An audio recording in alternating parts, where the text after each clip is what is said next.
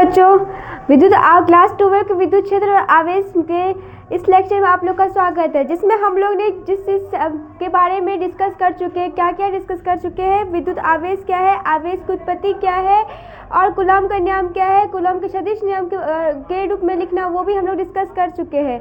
आज हम लोग जो बिहार बोर्ड या यूपी बोर्ड या कहीं भी प्रीवियस ईयर जो क्वेश्चन है, जितना हम पढ़े उसके बारे में डिस्कस करेंगे। ठीक है, तो आइए पहला हम लोग देखते हैं क्या विद्युत आवेश के गुण, जो कि बिहार बोर्ड में पूछा गया है। ठीक, विद्युत आवेश के गुण क्या है। तो सबसे पहले देखिए ये क्या होता है, आवेश का क्वांटीकरण। इसमें क्या होता है, आवेश का हमेशा क्वांटीकरण होता है। सेकंड, ये आवेश क्या रहता है, संरक्षित रहता है।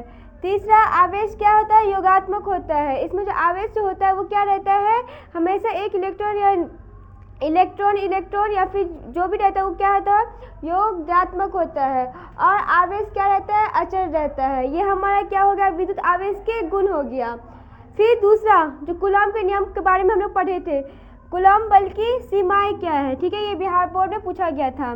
कूलॉम का नियम बिंदु आवेश के लिए ही सत्य है, मतलब ये भी बिंदु आवेश के हम लोग पढ़े थे कि इसके एक बिंदु ये है Q1 और एक बिंदु क्या है Q2। ठीक है, दो बिंदु के लिए क्या रहता है, ये हमेशा सत्य है।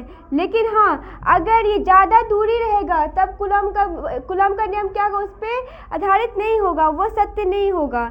यह नियम अधिक दूरी के लिए सत्य नहीं है। कहने का मतलब है कि जब अगर ज़्यादा दूर भी नहीं रहना चाहिए और ज़्यादा पास में भी यह नियम आधारित नहीं होगा।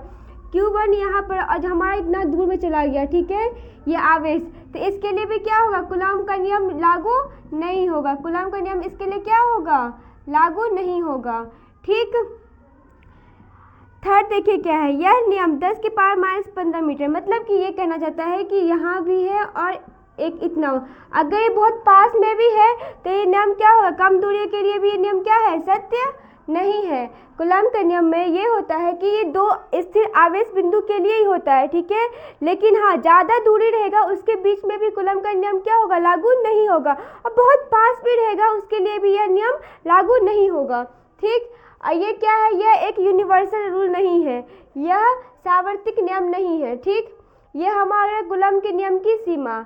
अब नेक्स्ट टॉपिक क्या है, आवेश का संरक्षण सिद्धांत। नेक्स्ट क्वेश्चन क्या है, आवेश का संरक्षण सिद्धांत। जो सा इम्पोर्टेंट है, जो बार बार क्वेश्चन रिपीट हो रहा है, वही क्वेश्चन के बारे में हम लोग क्या कर रहे हैं, आज डिस्कस कर रहे हैं, जितना हम लोग पढ़ रहे हैं। ठीक है, अगर आप लोग को अच्छा लगे तो चैनल को लाइक, कमेंट और शेयर और सब्सक्राइब भी कीजिएगा। ठीक, चलिए अब आते हैं हम लोग के टॉपिक पर। क्या है, आवेश का संरक्षण सिद्धांत क्या है। हम लोग इससे पहले ही पढ़े हैं कि आवेश क्या हम लोग उत्पन्न कर सकते हैं, नहीं, हम लोग आवेश को ना तो उत्पन्न कर सकते हैं, ना ही नष्ट कर सकते हैं।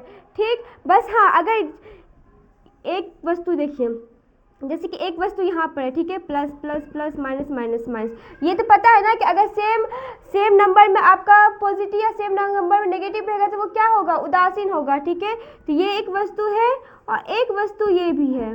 ठीक, तो बताइए इन दोनों में जो है हम लोग क्या कर सकते हैं, हम चाहे तो इसको मिटा सकते हैं, नहीं, मतलब सॉरी, मिस्टार नष्ट कर सकते हैं, नहीं कर सकते, उत्पन्न कर सकते हैं, नहीं कर सकते। लेकिन हाँ, जब हम रगड़ेंगे ना तो वो क्या होगा, एक इलेक्ट्रॉन या प्रोटॉन क्या होगा, एक दूसरे में स्थानांतरित हो सकता है। तो आवेश संरक्षण सिद्धांत का यही मतलब होता है कि आवेश का ना तो हम उत्पन्न किया जा सकता है, ना ही क्या कर सकते हैं, नष्ट कर सकते हैं। लेकिन हाँ, इसमें क्या कर सकते हैं, आवेश को एक दूसरे में क्या कर सकते हैं, स्थानांतरित कर सकते हैं। ये क्या हो गया हमारा आवेश का संरक्षण सिद्धांत। ठीक, अब नेक्स्ट आते हैं। नेक्स्ट क्या क्वेश्चन है, आवेश का क्वांटीकरण क्या है। इसमें देखिए विद्युत आवेश जो होता है ना, हमारे पास जो विद्युत आवेश होता है वो मूल आवेश से पूर्व गुणज रहता है। अब हम इसके बारे में चर्चा करेंगे पूरी विस्तार से। क्वेश्चन क्या है, देखिए आवेश का क्वांटीकरण क्या है। ठीक, इसी में एक और है कि कॉपर जो है पर आवेश आयन की गणना करें। चलिए, किसी पिंड पर विद्युत आवेश मूल आवेश के पूर्ण गुणक के बराबर होता है। एक पिंड है, उसमें जो मूल आवेश है, विद्युत आवेश जो है, विद्युत आवेश वो मूल आवेश से क्या है, पूर्ण गुणक है। जैसे कि देखिए Q बराबर, हम अब इसी में समझते हैं। ठीक है, ये एक वस्तु है और यहाँ पे क्या हो रहा है, इलेक्ट्रॉन सब घूम रहा है। ठीक है, देखो ना, ये आवारा सब है, एक में इशारा करता है, सब वापस में भी है, सब क्या होगा, इसमें वापस आएगा, तो ये क्या होगा, इसमें स्थानांतरित होगा ना। तो Q बराबर क्या हो जाएगा हमारा, Q बराबर हो जाएगा N और E हो जाएगा। जहाँ पर देखो N क्या है हमारा, पूर्ण गुणक, N क्या है, पूर्ण गुणक। ई हमारा क्या है, इलेक्ट्रॉन, जहाँ होगा ई क्या है, मूल आवेश, ठीक है, ई क्या है, मूल आवेश, मतलब ई का क्या होगा, मूल आवेश, इसका क्या होता है 1.6 गुना 10 के पावर माइनस 19 कूलम, ठीक। जहाँ पर अब देखते हैं, अर्थात Q बराबर क्या हो गया हमारा, प्लस माइनस एन ई, जहाँ एन क्या है, पूर्ण गुणक है, ई क्या है, मूल आवेश, मूल आवेश का हम बताया था क्या होता है वैल्यू 1.6 गुना 10 के पावर माइनस 19 कूलम, ठीक है। अब यहाँ पर देखिए, इसमें एक और क्वेश्चन है, कॉपर पर आवेश की गणना। यहाँ पर क्या बना रहा है, दोहरा अनित बना रहा है, दोहरा अनित बना रहा है, तो हम लोग कल डिस्कस किए थे, ठीक है, कि देखिए यहाँ से एक इलेक्ट्रॉन जाए तो क्या होगा, प्लस माइनस ई, 2 इलेक्ट्रॉन जाए तो क्या होगा, प्लस माइनस का 2e होगा ना। तो यहाँ पर देखिए दोहरा बना रहा है, दोहरा अनित बना रहा है, मतलब कि 2 कॉपर का देख लिए, कॉपर में क्या बना रहा है, दोहरा अनित, मतलब 2 इलेक्ट्रॉन, ठीक है, 2e, सॉरी मूल आवेश, 2 मूल आवेश का वैल्यू कितना होता है 1.6 गुना 10 के पावर माइनस 19 कूलम। अब इसको मल्टीप्लाई करिएगा तो क्या होगा हमारा 3.2 गुना 10 के पावर माइनस 19 कूलम, ठीक। ये हमारा वीवीआई क्वेश्चन सर जो है, जो बार बार क्या हो रहा है, एग्जाम में रिपीट हो रहा है, ठीक। ठीक है, अब PYQ क्वेश्चन के बाद हम लोग आते हैं, ठीक है, नेक्स्ट टॉपिक पे।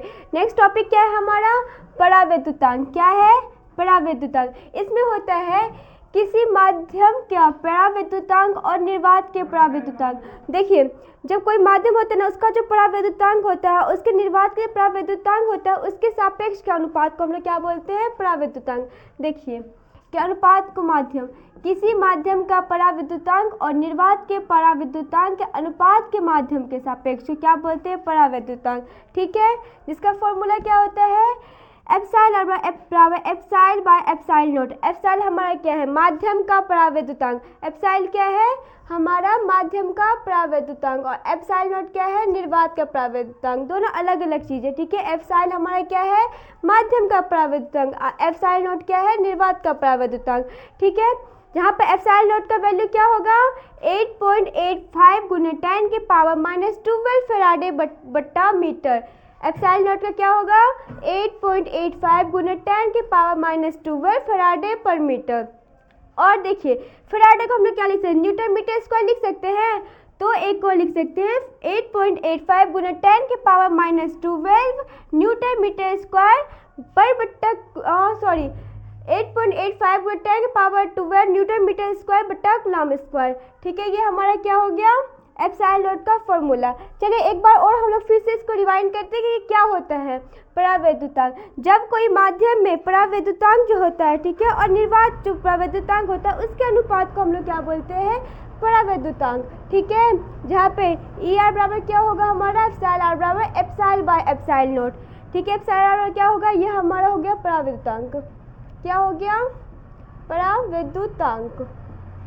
परावैद्युतांक बराबर क्या हो गया एप्सिलॉन बाय एप्सिलॉन नॉट, जहाँ पे एप्सिलॉन हो गया जहाँ जिस माध्यम से परावैद्युतांक हो रहा है, तो माध्यम का परावैद्युतांक क्या हो गया एप्सिलॉन, एप्सिलॉन नॉट हो गया निर्वात का परावैद्युतांक। जहाँ पे एप्सिलॉन का वैल्यू कितना होगा 8.85 गुना 10 के पावर माइनस 12 फैराडे पर मीटर स्क्वायर, क्या हो जाएगा 8.85 गुना 10 के पावर माइनस 12 फैराडे पर मीटर स्क्वायर।